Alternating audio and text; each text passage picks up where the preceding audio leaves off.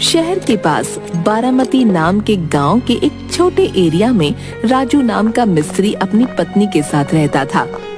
वो बहुत मेहनती था। उसकी पत्नी का नाम कमला था। उसने कई बड़ी बड़ी बिल्डिंग, घर, महल में काम किया था। वो उस एरिया का प्रसिद्ध और होशियार राजमिस्त्री था। वो रोज सुबह अपने काम को जाता और शाम को घर वापस आता और सुखी जीवन जीता। पर किस्मत को कुछ और ही मंजूर था।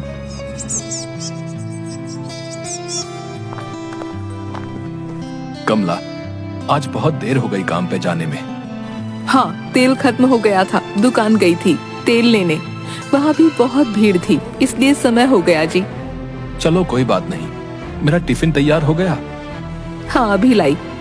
कमला टिफिन लेकर आती है।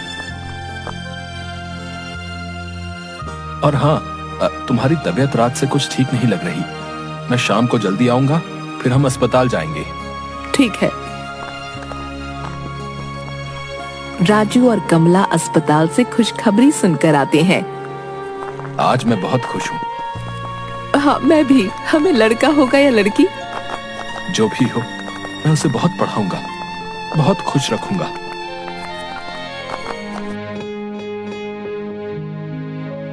नौ महीने बाद राजू और कमला को लड़का होता है।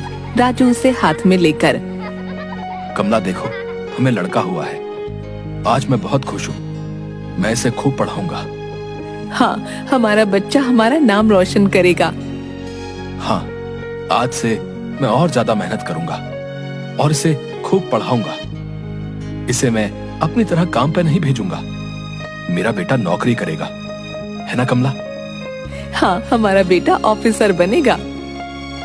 कमला और राजू अपने बेटे का नाम राहुल रखते हैं। वो उसे खूब पढ़ाते हैं, उसे बाहर पढ़ने भेजते हैं।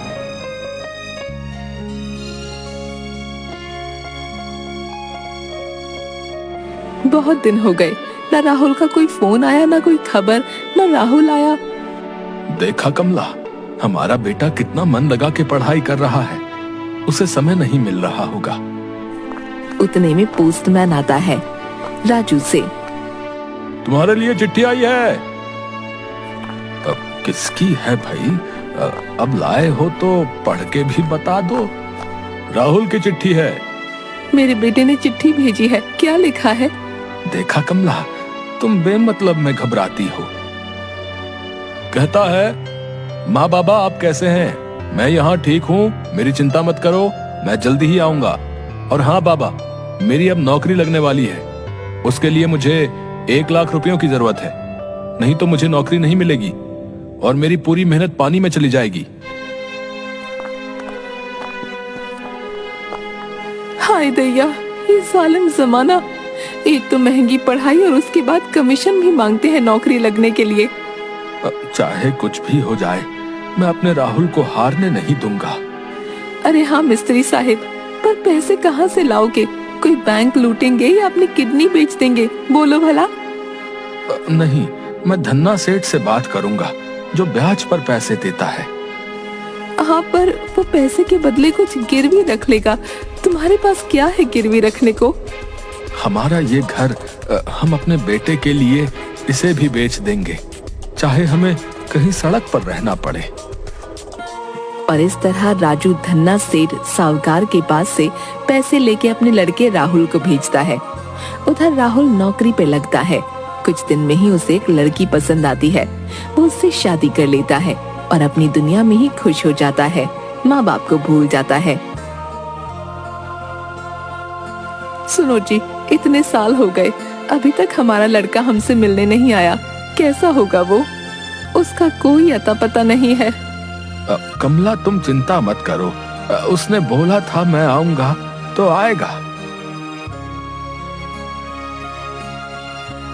राजू को बहुत चिंता होती है कि वो कर्जे के पैसे कैसे चुकाएगा। अब वो सोचता है कि वो कहीं काम ढूंढेगा। सुबह कमला, मैं काम ढूंढने जा रहा हूँ। इस उम्र में आपसे काम नहीं हो पाएगा जी। लेकिन धन्ना सेठ का कर्जा भी तो चुकाना है। लेकिन आपको इस उम्र में काम कौन देगा? तजुर्बा है इतने सालों का कमला, कोई ना कोई काम तो दे ही देगा। और राजू काम ढूंढने निकल जाता है। जाते जाते एक जगह काम चल रहा होता है। वहाँ काम वालों पर उनका मालिक लाला सेठ ठेकेदार बहुत चिल्लाता रहता है। क्या हुआ साहब? अरे तुम्हें बता के क्या करूं, हैं? मेरा दिमाग खराब करके रखा है इन्होंने। इन्हें इस बिल्डिंग की ये दीवार दिल के आकार के डिजाइन में बनाने को बोला है घर के मालिक ने। 4 बार दीवार बनाकर गिरा चुके हैं ये कमबख्त कहीं के।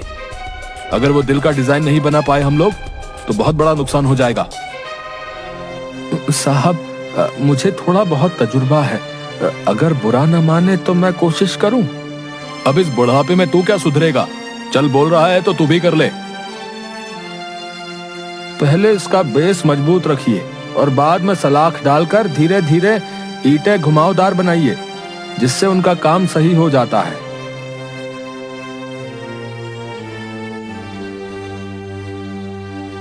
राजू, तुमने आज मुझे करोड़ों के नुकसान से बचाया है। शुक्रिया साहब। बोलो, तुम्हें क्या तोहफा चाहिए? साहब, मुझे कोई तोहफा नहीं चाहिए, लेकिन कोई छोटा मोटा काम मिल जाएगा तो बड़ी मेहरबानी होगी।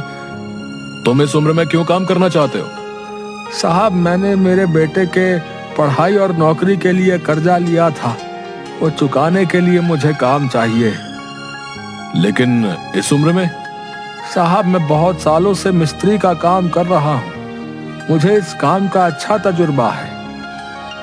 अच्छा, मेरा एक काम है, अगर तुमने उसको कर दिया तो मैं मानूंगा कि तुम्हें अच्छा तजुर्बा है। हाँ हाँ साहब, आप बताइए, मैं अपनी तरफ से पूरी कोशिश करूंगा। और हाँ, अगर ये काम तुमने कर दिया तो मैं तुम्हारा पूरा कर्जा चुका दूंगा। तो तुम कल मेरे घर आ जाओ और मैं तुम्हें पूरा काम बता दूंगा। जी साहब, मैं कल आऊंगा। धन्यवाद साहब।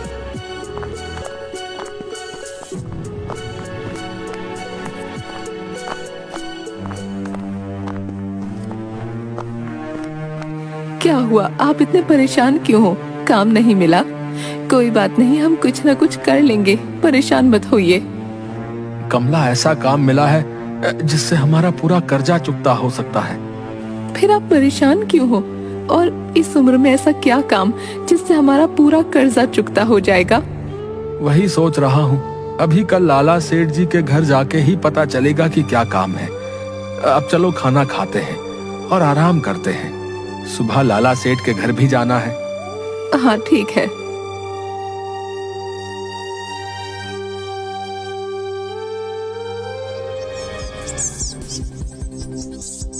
दूसरे दिन सुबह राजमिस्त्री लाला सेठ के घर जाता है। वहाँ उसे एक छोटा बच्चा खेलते हुए दिखता है। राजमिस्त्री उस बच्चे को देखकर मुस्कुराता है और दरवाजे की ओर आवाज लगाता है। साहब, साहब।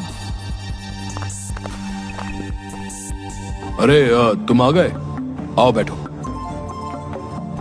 राजू, ये मेरी लड़की है मोनिका। नमस्ते मालकिन। ये बाहर पढ़ाई करती थी, कुछ साल पहले ही इसकी शादी हुई है। लड़का भी आसपास के गांव का है। और ये रहा इसका शरारती बच्चा। इसका एक सपना था कि हमारी खुद की एक जोहरी की दुकान रहे गांव में। इतने में मोनिका बोलती है, बात यह है कि 3 साल पहले हमने ये बाजू में ही अच्छी बड़ी दुकान बनाई, लेकिन हर 4 या 5 महीने में हमारी दुकान की तिजोरी से पैसे गायब होते हैं। अभी पिछले महीने में भी चोरी हुई। अगर तुम्हारे पास उसका कोई इलाज है तो बताओ। अब पहले मुझे जरा दिखाओ, मैं वहीं पर कुछ ना कुछ दिमाग लगाकर इंतजाम कर दूंगा। लेकिन इस उम्र में राजमिस्त्री जी कितना दिमाग लगाओगे? बड़े बड़े इंजीनियर फेल हो चुके हैं। साहब, मैं लिखा पढ़ा इंजीनियर तो नहीं हूँ, परंतु बहुत सालों से मैंने मिस्त्री का काम किया है। मुझे इस काम का अच्छा तजुर्बा है। साहब, क्या आप मुझे अपनी दुकान दिखा सकते हैं? हाँ बिल्कुल। राजमिस्त्री पूरी दुकान देखने के बाद, देखिए यहाँ हमने पक्के से पक्का लॉकर बनाया, पर कोई ना कोई चोरी हो ही जाती है। इसका कुछ उपाय है आपके पास, या हमें कोई नया घर बनाना पड़ेगा पैसे रखने के लिए? राजू मिस्त्री कुछ देर सोचता है। जी कोई बात नहीं, ये तो बहुत आसान है। मैं अभी 5 मिनट में इस चोरी की समस्या को दूर कर देता हूँ। तुम तो ऐसे बता रहे हो जैसे कोई बीरबल का दिमाग है तुम्हारे पास। जी मैं बीरबल जैसा दिमागदार तो नहीं हूँ, परंतु सुनिए, एक तर्क की बात बताता हूँ। तो जल्दी बताओ। साहब, आपने आपके दुकान की तिजोरी एक कोने में रखी है। अगर आप उस तिजोरी को बीचों बीच रखते हैं तो उस पर सबकी नजर रहेगी। एक बार उसे जगह से हटाइए और बीच में ला के देखिए, सबकी नजरों के सामने रहेगी। और उसे इस तरीके से बनाइए कि किसी की समझ में ना आए कि वो तिजोरी है। जैसे उसके ऊपर बैठने का टेबल बना लीजिए। आइडिया तो मुझे अच्छा लगा, पर आप ही अपने हाथों से इसे टेबल के जैसे आकार का बना दीजिए। ठीक है, ऐसा करके देखते हैं। अगर मेरी दुकान में 6 महीने के अंदर चोरी नहीं हुई तो मैं तुम्हारा पूरा कर्जा चुका दूंगा। ठीक है साहब। वो उस तिजोरी का काम 5-6 दिन में खत्म कर लेते हैं। राजू मिस्त्री काम खत्म होने के बाद घर में ही रहता है कि अब क्या करे। क्या सोच रहे हो?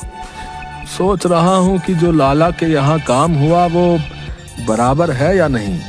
अगर वहाँ चोरी हुई तो पैसे नहीं मिलेंगे, फिर हम क्या करेंगे? आप परेशान मत हो, जो भी होगा अच्छे के लिए होगा। लाला सेठ के काम को अब 8-9 महीने हो जाते हैं। मैं आपको इतने सालों से बोल रही हूँ कि मुझे मेरे ससुराल को देखना है, लेकिन अभी तक आपने ना अपने गांव का नाम बताया, न कभी लेकर गए। तुम्हारे लड़के से तुम सिर्फ 6 महीने दूर रहे तो इतने तड़प रहे हो। कभी सोचा है कि तुम्हारे माँ और बाप पर क्या बीत रही होगी? अब परसों तुम्हारा बर्थडे है तो मैं चाहती हूँ कि हम यहाँ मनाएं, नहीं तो मैं कभी भी वापस नहीं आऊंगी। मोनिका का पति राहुल ही रहता है, जो राजू मिस्त्री का लड़का था। अपनी पत्नी की ऐसी बात सुन के राहुल को बहुत पछतावा होता है। मुझसे बहुत बड़ी गलती हो गई मोनिका, जो मैं इतने साल अपने माँ और बाबा से मिलने नहीं गया और न ही तुमसे मिलाया। मुझे माफ कर दो। अब कोई बात नहीं, जाने दो। लेकिन यहाँ से जब हम वापस जाएंगे तो सबसे पहले आप मुझे मेरी ससुराल लेकर जाओगे, तभी तुम्हारी गलती माफ होगी। हाँ ठीक है, और मैं मेरे बर्थडे पर तुम्हें एक सरप्राइज दूंगा। नहीं, सबसे पहले मैं दूंगी, फिर तुम, ठीक है? हाँ ठीक है। फोन रखकर राहुल अपनी गलती पर बहुत रोता है और दूसरे दिन अपने माँ और बाबा को मिलने जाता है। लाला सेठ का आदमी राजू मिस्त्री को ढूंढते ढूंढते उसके घर पहुंचता है। लाला सेठ का आदमी राजू मिस्त्री और कमला के पास जाकर, क्या आपका नाम राजू है और आपका नाम कमला? हाँ। आपका राहुल नाम का कोई लड़का था? ये सुन के दोनों की आंख में पानी आता है और वो दोनों गर्दन हिला के हाँ बोलते हैं। साहब, आपको ये सब कैसे पता? वक्त आने पे सेठ आपको जल्दी ही एक खुशखबरी देंगे। अभी आप ये कुछ सामान रखिए, इसमें मिठाई और कुछ कपड़े हैं। सेठ जी की तरफ से भेंट समझिए। राजू मिस्त्री और कमला एक दूसरे की ओर देखते हैं और अचंभे से, शायद तुम्हारे बनाए हुए लॉकर या किए गए काम से सेठ बहुत खुश है, इसलिए उन्होंने हमें ये भेंट दी है। परंतु मुझे तो कुछ और ही बात लग रही है। जाने दो, जो भी हो, हम उस धन्ना सेठ का कर्जा चुका देंगे शायद। लाला सेठ के आदमी के जाने के कुछ देर बाद